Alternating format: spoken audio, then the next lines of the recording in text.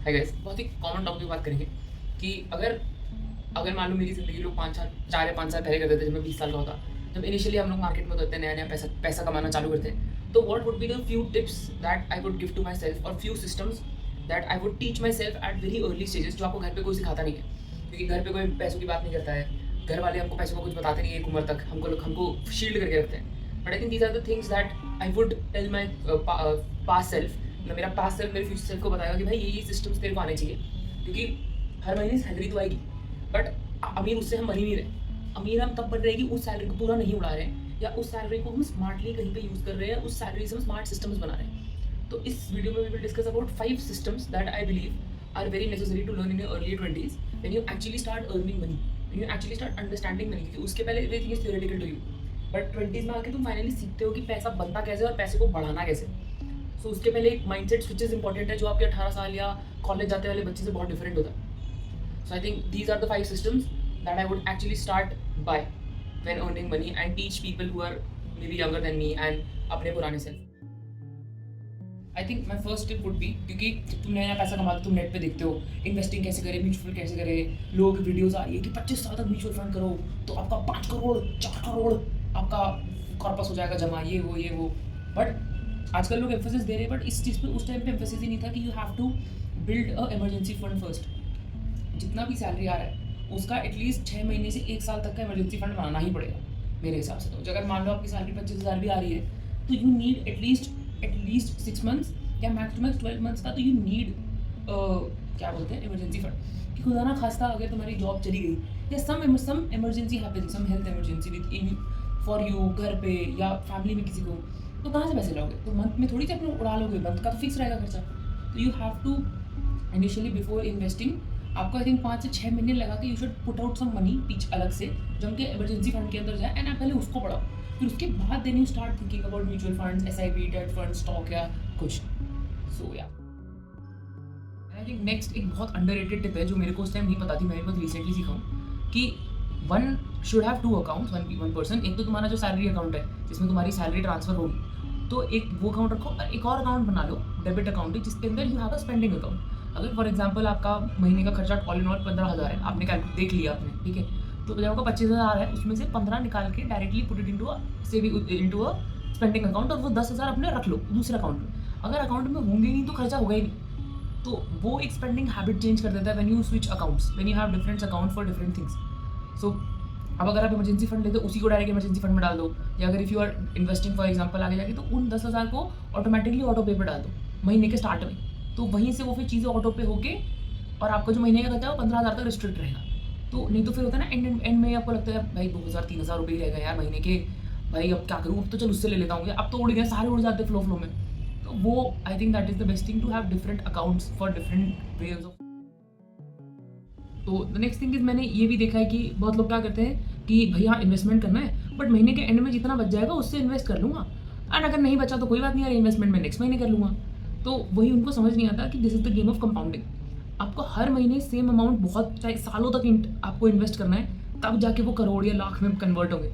तो वही लोग समझते नहीं है। तो what I would suggest is initially जैसे आपके जो भी इनिशियल पेमेंट्स हैं, जैसे आपका म्यूचुअल फंड्स हो गया, SIPs हो गया, हेल्थ इंश्योरेंस, टर्म इंश्योरेंस, उन सबको एक ऑटो पे सेट कर दो। और जैसे मान लो सैलरी 1 तारीख को आ रही है फॉर एग्जाम्पल, तो 4-5 तारीख को सेट कर दो।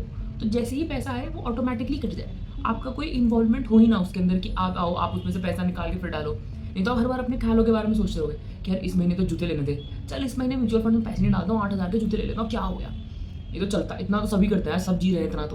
तो अगर आपको बढ़ना है, यू हैव टू ग्रो, तो that is the way to do it कि पैसा डालो और वो ऑटोमेटिकली कट जाए। तो महीने के एंड में, महीने के बिगिनिंग में हो सकता है आपको लगे कि भाई इतना खर्चा हो गया, अब 15,000 ही बचेंगे, तो आपको मेंटली भी आप हो जाओगे कि कम पैसा है, लेट्स कंट्रोल एंड स्पेंड। तो वो भी एक बहुत अच्छा एडिशन है।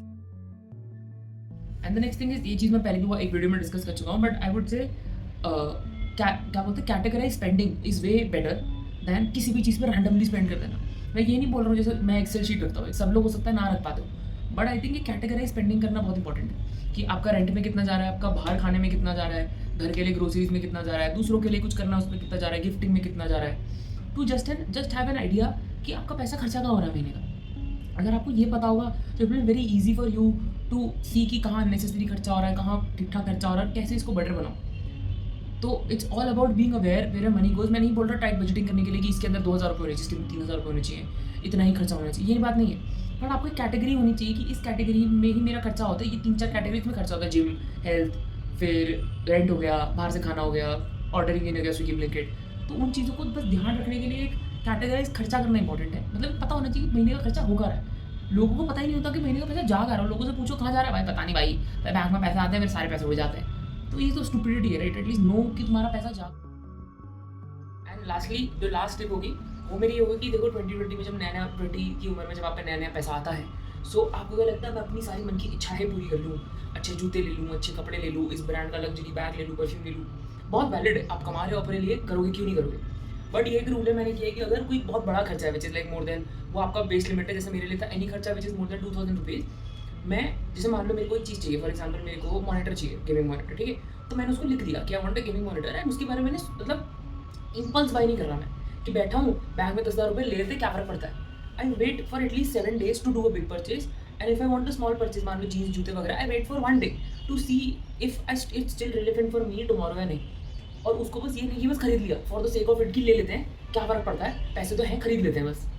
तो वो मतलब होता है ना कि इम्पल्सिव बाय, मतलब यही एक बहुत बड़ी प्रॉब्लम है। आप मतलब ये जो 20s में जब आप नया नया पैसा कमाते हो, सब कुछ इम्पल्सिव होता है। पार्टी करने का इम्पल्सिव खर्चा हो गया, अमेजॉन घूम रहे हो, इम्पल्सिव जूते खरीद लिए, एसिक्स के, कॉमेट के, 5,000 के, 6,000 के। लगता है यार बचपन में तो घर वालों ने दिलाएंगे, अब ले लेता हूँ। तो उस इम्पल्स को रोकने के लिए wait for 7 days, 24 hours। If you still feel it's important for you then buy it, and if it's a bigger purchase wait for 7 days and see कि 7 दिन बाद भी क्या ये आपकी लाइफ में सेंस बनाएगा खरीदना।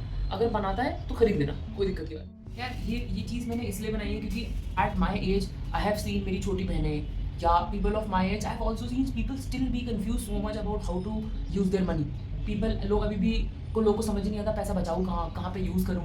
भाई महीने में सिर्फ मतलब 80-80, 90-90 हज़ार होने के बाद महीने में सिर्फ 100 रुपये, 1,000 रुपये बच रहे हैं। फिर वो बोलते हुए मंथ एंड में तो ऐसा ही रहता है, यही करती रहती है। लोग को समझ नहीं आता कि अमीर होना बड़ी सैलरी नहीं, अमीर होना होता है तुम्हारे सिस्टम्स पे कि तुम किस सिस्टम्स को फॉलो करते हो अपनी लाइफ में और कैसे उस वेल्थ को तुम यूज़ करते हो generate more wealth, rather than thinking कि हाँ मैं तो कमा रहा हूँ अमीर होते जाऊँगा।